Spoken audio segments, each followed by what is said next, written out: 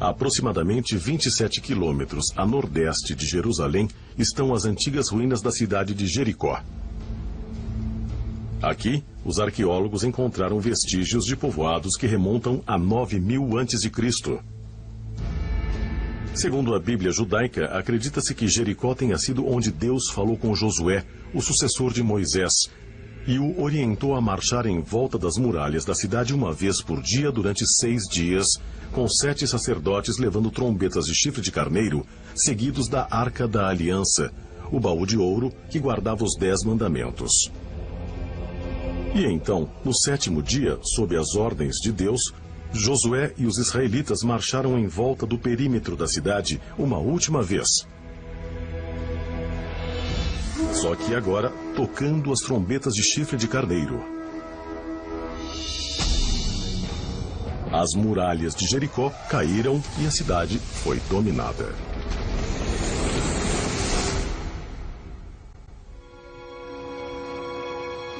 No Antigo Testamento, vemos descrições muito claras em Josué 6 sobre o shofar, que é descrito como uma trombeta que foi usada na Batalha de Jericó para fazer as muralhas ruírem. Para os eruditos religiosos, a queda das muralhas de Jericó foi um milagre. Para a maioria dos cientistas e historiadores da atualidade, a destruição foi muito provavelmente causada por um terremoto. Mas será que pode ter sido outra coisa? Será que os israelitas poderiam ter uma avançada tecnologia de ondas sonoras? Sendo o caso, de onde teria vindo? Nas Escrituras há uma história fascinante sobre a queda das muralhas de Jericó. Aos exércitos foi ordenado que rodeassem as muralhas várias vezes e por fim tocassem as trombetas e as muralhas vieram abaixo. E nós sabemos que havia uma presença poderosa, a Arca da Aliança. Esse objeto misterioso e sagrado que estava com eles o tempo todo e que, evidentemente, fez parte do acontecimento e da queda das muralhas de Jericó. A ideia de que algum tipo de arma sônica tenha sido usada para destruir aquelas gigantescas muralhas da antiguidade, para permitir que os israelitas basicamente tomassem a cidade, é de fato fascinante. Então, que tipo de tecnologia eles usaram? Parece absolutamente fantástico para nós que eles pudessem ter algum tipo de tecnologia alienígena avançada. Mas é claramente isso que eles descrevem.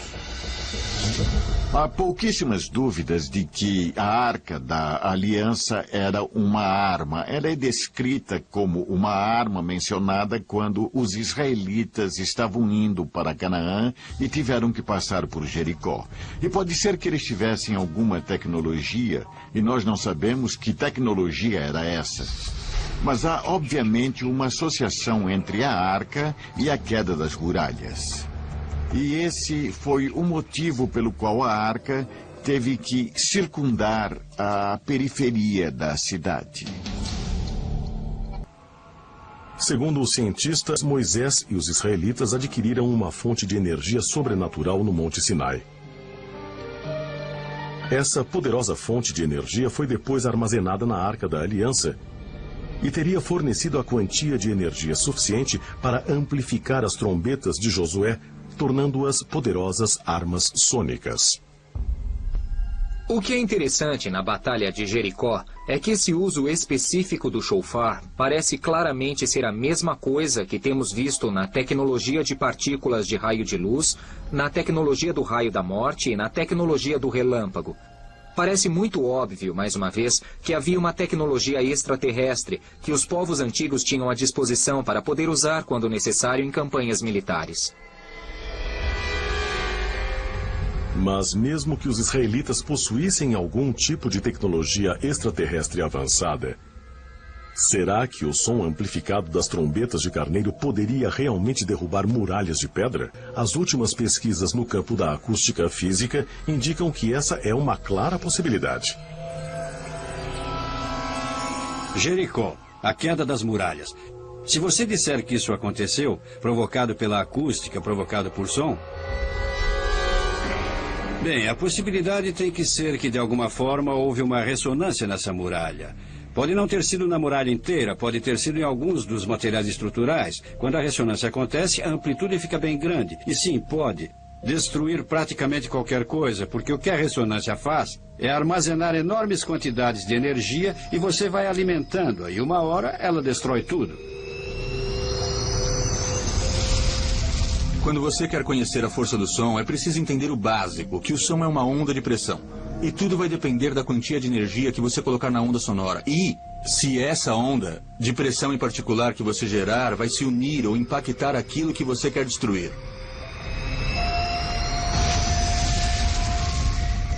Você pode fazê-la bem forte, porque pode fazer com uma amplitude bem alta, pressões muito grandes no som. Pode ser uma frequência ou uma amplitude em que não ouvimos nenhum som, mas do ponto de vista da física continua sendo som, pois é uma onda de pressão no ar. Então pode ser muito destrutiva se você puser bastante energia nela. Você também pode vê-la como uma arma de partículas, pois você movimenta o ar com ela e você só precisa de algo para focalizar o som, o que nós sabemos fazer, e aí você teria um raio de energia dirigido com o som. Discos voadores. OVNIs. Os grandes historiadores dizem que a aparição dessas misteriosas naves aparecem nos céus da Terra há milhares de anos. Descrições de discos voadores e o que parece ser algum tipo de aeronave já apareceram em alguns dos mais antigos desenhos das cavernas de que temos conhecimento. Os cientistas calculam que esses desenhos das cavernas sejam de 20 a 30 mil anos antes de Cristo. E esses desenhos das cavernas existem na Rússia, na China, na África, na América do Sul e em outros lugares. E eles parecem ser algum tipo de espaçonave.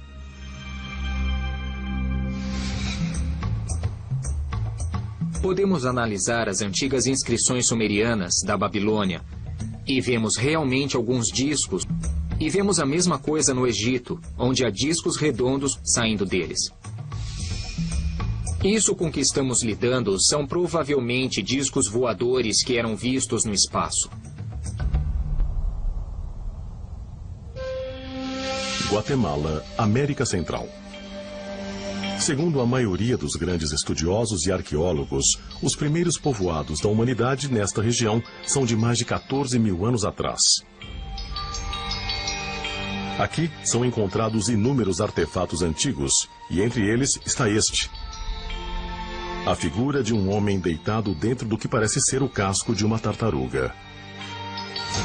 E quando eu perguntei aos arqueólogos locais o que era aquilo, eles disseram sem a menor hesitação: bom, essas, segundo a lenda, são as tartarugas voadoras gigantes que voavam na Guatemala. Entre as referências que eles tinham, conseguiram utilizar a tartaruga como o melhor exemplo do que eles podem ter visto do que os deuses usavam para voar. Do outro lado do mundo, em 329 a.C., o governante grego Alexandre o Grande planejou a invasão da Índia. Mas, segundo textos antigos, seu exército foi supostamente bloqueado por um estranho ataque do céu. Quando o exército de Alexandre estava se preparando para cruzar o rio Indo e invadir a Índia, de repente, no céu, surgiram alguns discos voadores. E eles começaram a bombardear os elefantes de guerra, que eram parte do exército de Alexandre. E o que esses discos voadores fizeram foi causar uma debandada entre os elefantes de guerra de Alexandre, que saíram correndo, enlouquecidos, no meio do exército, destruindo os acampamentos e tudo mais. E depois disso, os generais de Alexandre o procuraram e disseram: não, nós não vamos invadir a Índia agora. Agora chega. Nós vamos retroceder. E esse foi o fim dessa campanha de guerra. Mas seja na antiguidade ou muito mais recentemente, os supostos discos voadores são frequentemente descritos como não sendo afetados pela gravidade nem pelas leis básicas da física. Sabe, eu sei que as pessoas que já viram naves extraterrestres nos tempos modernos disseram: mas como ele pode estar fazendo isso? Por exemplo, ele está voando no céu e indo a 30 mil quilômetros por hora. E faz uma curva à direita sem desacelerar. Isso não é possível usando uma aerodinâmica normal. Quando jatos eram enviados atrás de discos voadores, os discos eram descritos como de repente virando em ângulos fechados, com super velocidades e simplesmente sumindo no que pareciam manobras acrobáticas impossíveis. Isso pode ser explicado como o tipo de tecnologia que eles utilizam, que é com controle de gravidade. Isso é gravidade artificial. E quando você está dentro de um campo gravitacional que você mesmo está criando em volta da sua nave, a gravidade da Terra não exerce força sobre você. Mas apesar de a propulsão de aeronaves por meio de manipulação gravitacional estar além dos limites da nossa atual tecnologia, muitos cientistas alegam que isso é teoricamente possível.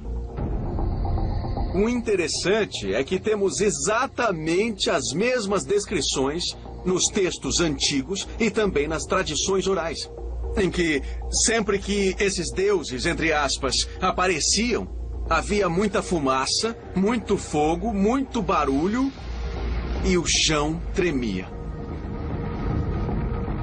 Quando os foguetes estão decolando, é melhor você se afastar, é melhor sair da frente.